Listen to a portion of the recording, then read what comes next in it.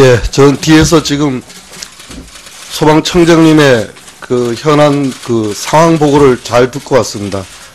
근데 먼저 한 번에 말씀드릴 거는 그 보고상이 유가족들은 뒤에서 피를 끓고 듣고 있었습니다.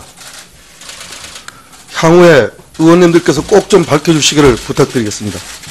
그러면 저희 호소문을 좀 발표하는 것으로 해서 저희들 의견을 전달하고자 합니다. 존경하는 위원장님 및 위원님 여러분, 저는 2008년 1월 7일 발생한 화재로 40명이 사망한 이천 냉동창고 화재 사건 이후 가장 많은 29명의 사망자가 발생한 제천 노블 히트니스 스파 화재 참사 사건의 유가족 대표를 맡고 있는 류건덕입니다. 저는 위 스포츠센터 화재로 배우자를 잃고 황망한 가운데 딸아이와 함께 유가족의 일원으로서 다수의 사망자가 발생하게 된 원인을 밝혀 다시는 저와 같은 슬픔을 안고 살아가는 국민들이 없기를 바라는 마음에서 이 자리에 섰습니다. 2014년 4월 16일 온 국민들은 방송을 통하여 세월호가 서서히 침몰하는 모습과 세월호에 탑승한 476명의 승객 중 단원고 학생들을 포함한 304명의 안타까운 생명들이 서서히 꺼져가는 모습을 발을 동동 구르며 지켜보았습니다. 그때의 허망함과 분노가 채 가시지도 않았는데 저희들은 그때와 똑같은 경험을 하고 말았습니다. 청해진이 건물주로 해경이 소방관으로 바뀌었을 뿐입니다. 서서히 기울며 바다에 잠기는 세월호를 바라보며 모든 국민들이 해경에게 속히 선체에 진입하여 학생들을 구조해달라고 애원했듯이 저희 유가족들은 화재 초기부터 화재 현장에서 불이 난 건물에 진입하지 않고 겉도는 소방관들을 향해 목이 터져라 내부로 진입해 줄 것을 요청했고 내 아이가, 내 아내가, 내 어머니가 구조를 애타게 기다리고 있으니 제발 구해달라고 절규하였습니다. 그러나 세월호 사건에서 해경이 온 국민의 바람을 외면한 채 선체에 진입하지 않았고 선원들은 승객을 탈출시키기보다는 자신들의 안전을 도모하였습니다. 제천 화재 참사 때도 소방관은 유가족들의 절규를 외면한 채 건물 내부로 진입하지 않았고 건물주 및 직원들은 이용객들을 탈출시키기보다는 자신의 안위를 먼저 챙겼습니다. 침몰하는 세월호에서 172명의 승객들을 탈출시킨 사람은 선원도 해경도 아닌 제 목숨을 희생한 같은 반 학생, 같은 학교 선생님, 옆자리 승객들이었습니다. 불타는 빌딩에서 이용객을 대피시킨 사람은 건물주도 관리인도 소방관도 아닌 스포츠센터 이용객이었습니다. 거의 기울어진 세월호에 남은 304명의 승객들은 선창 밖의 해경을 바라보며 신락 같은 희망을 품었을 것이고 일부는 살아가는 가족들과 마지막일지도 모르는 통화를 하였습니다. 숨막히는 화염과 농연에 갇힌 29명의 희생자들 또한 창밖의 소방관들을 바라보며 자신들에게 구조의 생길을 내밀어 주길 갈구하였고 휴대폰을 잡고 119에 아빠에게 남편에게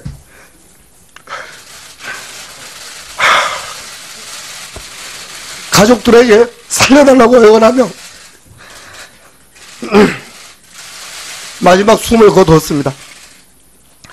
존경하는 위원장님, 위원님 여러분, 무엇이 달라졌나요? 어떻게 변했나요? 세월호 참사와 제천 참사의 차이점은 무엇인가요? 세월호 가족들은 아직도 마지막으로 받은 문자를 보며 눈물을 삼키고 있습니다. 저희 가족들도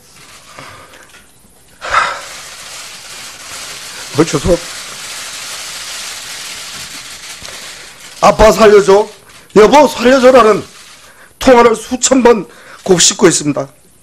그러나 그때 해경과 마찬가지로 소방청 합동조사단은 공식적인 결과 발표에 앞서 저희 가족들에게 최선을 다했다. 무종교신과 굴절 소방차 조작에 일부 문제가 있었지만 당시 상황에 비추면 전체적으로 적절하고 불가피한 대응이었다고 말하고 있습니다. 소방관들이 화재 현장에 도착한 16시 이후 2층 여자 사우나에서는 16시 20분경까지 6층과 8층에서는 17시 10분까지 망인들이 가족들에게 119에 살려달라는 전화를 하였습니다. 그 시간까지 남편은 소방관을 부여잡고 제발 건물 내로 진입하여 내 가족을 구해달라고 애원하였지만 소용이 없었습니다. 그저 불타오르는 스포츠센터를 바라보며 내 가족이 죽어가는 모습을 지켜보고만 해야 했습니다. 저희 가족들은 분노하지 않을 수 없습니다. 대통령과 국무총리께서 현장을 방문하고 유가족들을 위로하시며 엄중한 조사를 지시하셨음에도 이와 같은 결론을 내렸다는 것은 도저히 믿을 수가 없습니다. 무엇이 적절했고 불가피한 대응인지 도무지 이해할 수 없습니다. 저희 가족들은 합동조사단의 결론에 하여 저희 유가족들이 특정인을 처벌해 줄 것을 바라며 이 자리까지 온 것은 결코 아닙니다. 부족한 인력과 낙후된 장비로 사투를 벌이는 소방관들이라는 것을 잘 알기에 그들에 대한 처벌보다는 이번 화재 사건의 진상을 철저하게 규명함으로써 저희와 같은 아픔을 안고 사는 사람이 다시는 생기지 않기를 간절히 바라는 마음으로 이 자리에 섰습니다. 이에 저희 유가족들은 존경하는 위원장님 및 위원님들께 국회 자원에서 합동조사단의 조사 결과에도 불구하고 유가족들이 납득하지 못하고 여전히 의문을 품고 있는 다음의 7가지 점들을 철저히 조사하시어 제천 화재 참사 사건의 진상을 명명백백히 밝혀주실 것과 그에 따른 재발 방지 대책을 철저히 수립해 주실 것을 간청드립니다. 첫째, 충북 소방본부 상황실에서 제천 현장 대원들에게 화재 신고 내용을 제대로 전달하였는지, 이를 전달받은 현장 지휘관은 현장 대원들에게 충북 소방본부 상황실의 지령을 제대로 전파했는지, 그렇지 않다면 그 원인이 무엇인지 여부. 둘째, 2층 여자사원에서 사망한 20명이 생존하였을 것으로 추정되는 16시 20분경까지 소방관들이 무수한 2층 진입 요청과 화염이 없는 창문이 있었음에도 불구하고 2층으로 진입하지 못한 이유. 셋째, 소방서장, 현장지휘팀장, 구조자장의 각 현장 도착 시간 및 도착 후 초기 현장 대응의 적절성 여부.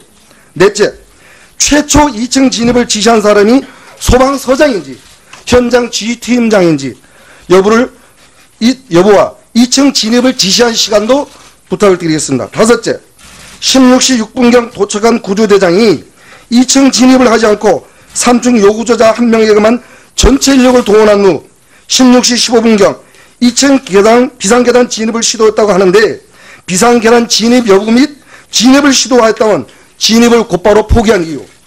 일곱째, 당시 초기 화재 상황에 비춰볼 때 가장 시급하게 해야 할 건물 내 인명구조보다 우선하여 LPG 저장 탱크가 폭발할 것에 대비해 탱크 주변 화재 진압에 주력하였다는데 LPG 저장 탱크의 폭발 가능성이 컸는지 여부. 순서가 하나 바뀌었습니다. 여섯째, 충북 소방본부 상황실과 제천 현장 대원 사이 무선 교신이 불가능했던 이유 및 굴절 소방차 운영을 제대로 하지 못한 이유.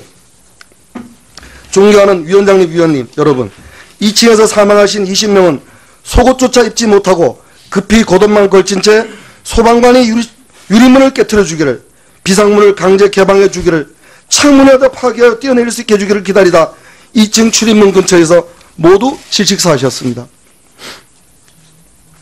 화재가 완전히 진화될 때까지 2층에는 플라스틱 목욕용품이나 비상계단의 플라스틱 배수관, 전성등도 녹일 만한 불길이나 열기조차 없었습니다.